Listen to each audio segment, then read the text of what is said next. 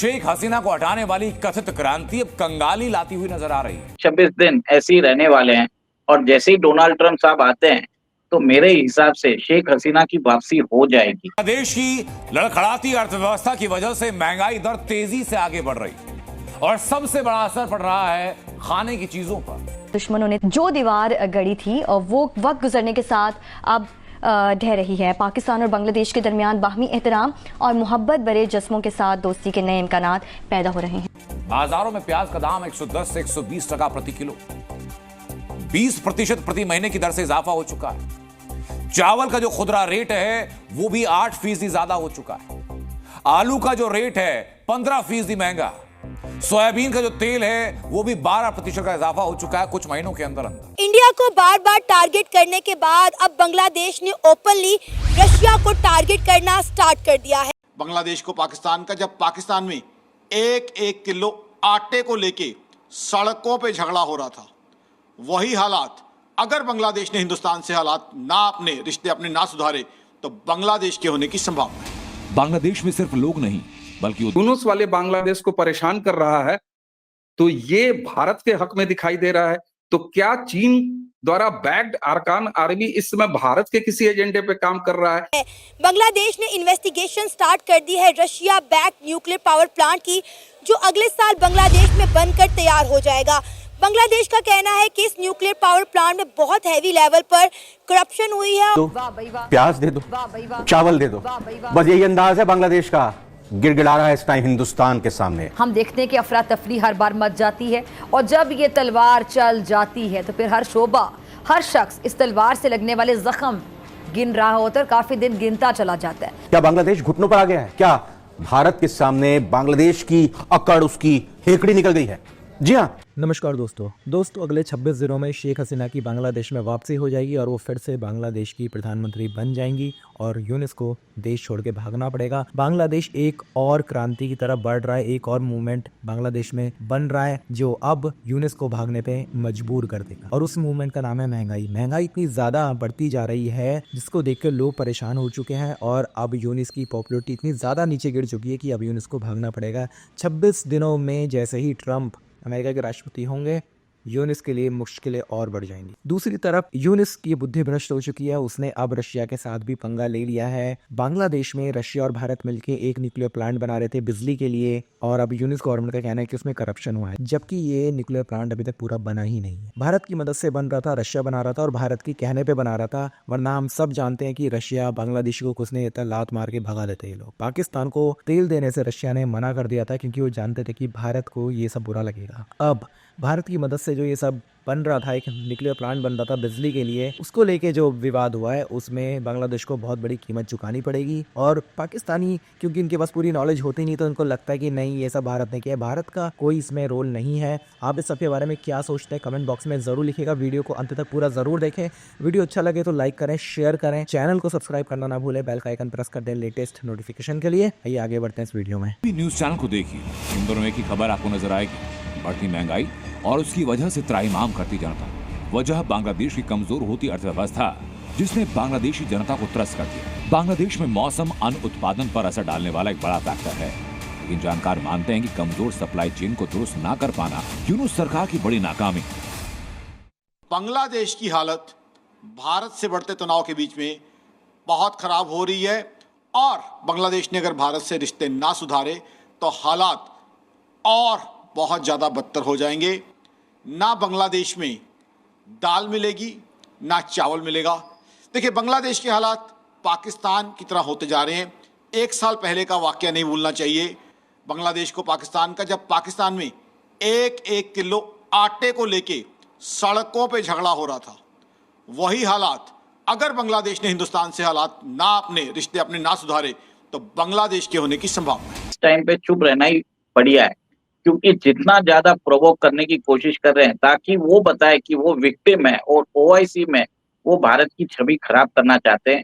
फिर आपने ये भी देखा है कि आखिरी दिन है ये बाइडेन एडमिनिस्ट्रेशन का, और कल एंटोनी ब्लिंकन ने मोहम्मद यूनुस की पीठ पे शाबाशी थपथपाई है कि आपने बहुत अच्छा रूल किया है। तो एक तरह से अगले 25-26 दिन ऐसे ही रहने वाले हैं और जैसे ही डोनाल्ड ट्रंप साहब आते हैं तो मेरे हिसाब से शेख हसीना की वापसी हो जाएगी, क्योंकि Donald Trump is very much impressed by Sheikh Hasina, और वो मोहम्मद यूनिस के नाम से ही चिढ़ते हैं, क्योंकि ये the Mohammad Yunus has been the funder of the Democratic Party, और ये एक तरह से एशियन जेलेंस्की है जो बांग्लादेश को बर्बाद कर चुके हैं। जैसे जेलेंस्की ने यूक्रेन को बर्बाद कर दिया है, इसने बांग्लादेश को बर्बाद कर दिया, और कम से कम बांग्लादेश को वापस उभरने के लिए कम से कम 10 साल लगेंगे।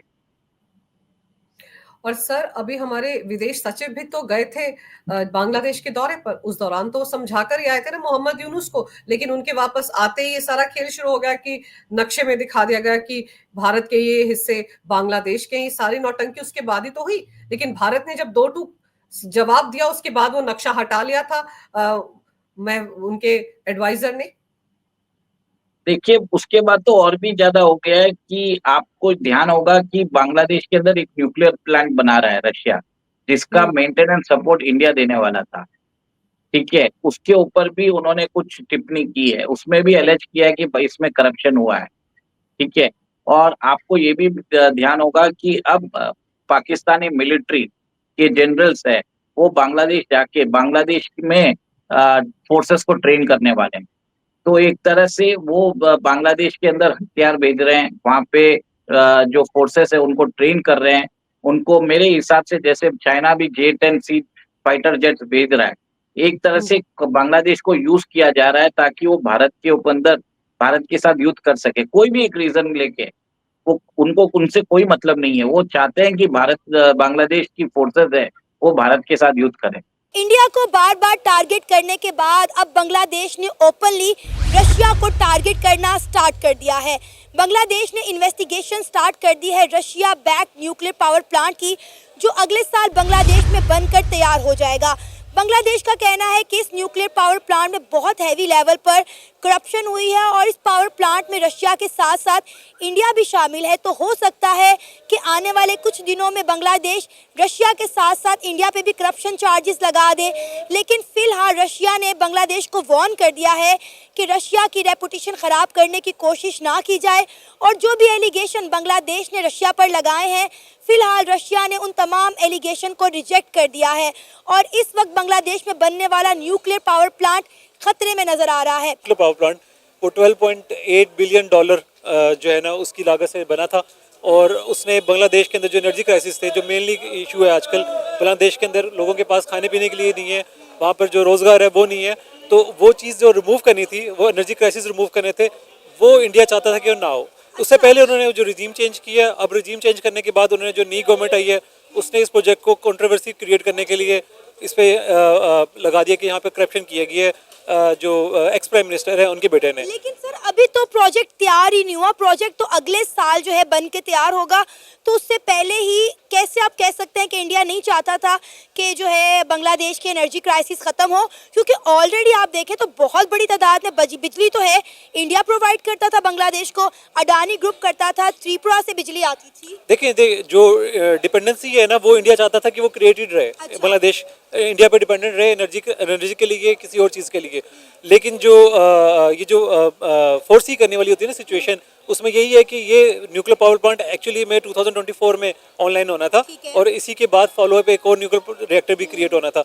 इंडिया ये नहीं चाहता था कि ये ऑनलाइन हो इसी ईयर में, उन्होंने इसको डिले किया, 2025 में वो ऑनलाइन होना था। उससे पहले कंट्रोवर्सी क्रिएट करके इस प्रोजेक्ट को ही टोटल फ्लॉप डिक्लेयर कराने की कोशिश की गई है। यूनुस वाले बांग्लादेश को परेशान कर रहा है, तो ये भारत के हक में दिखाई दे रहा है।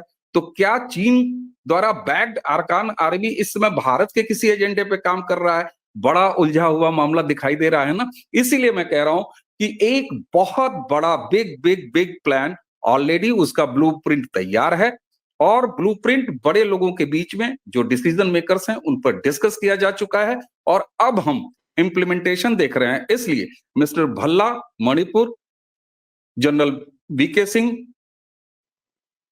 मिजोरम और आरिफ मोहम्मद खान साहब बिहार, ये मात्र 3 राज्यपाल नहीं हैं। और मैं फिर एक बार दोहरा दूं, नरेंद्र मोदी की स्टाइल ऑफ फंक्शनिंग को देखने के बाद मैं इन्हें राजभवनों में बैठने और गुलाब खोस के यहाँ पर चुपचाप फीता काटने, कुलाधिपति के रूप में कुलपतियों की नियुक्ति करने कविता सुनने, किताबों का अनावरण करने वाले राज्यपाल ही नहीं रह गए हैं साहब। नरेंद्र मोदी बहुत अच्छी तरह से जानते हैं कि कौन सी बात कहाँ कैसे कही जाती है।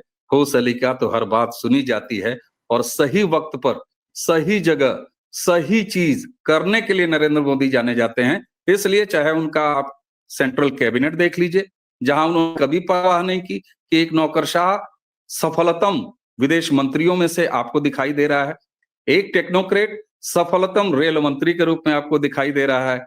तो ये नरेंद्र मोदी की कार्यशैली है। इसलिए मैं हल्के में, जब आधी रात को पूरा भारत, ऐतिहासिक वो भाषण है ना पंडित जी का, When the whole world is sleeping, India is awakening.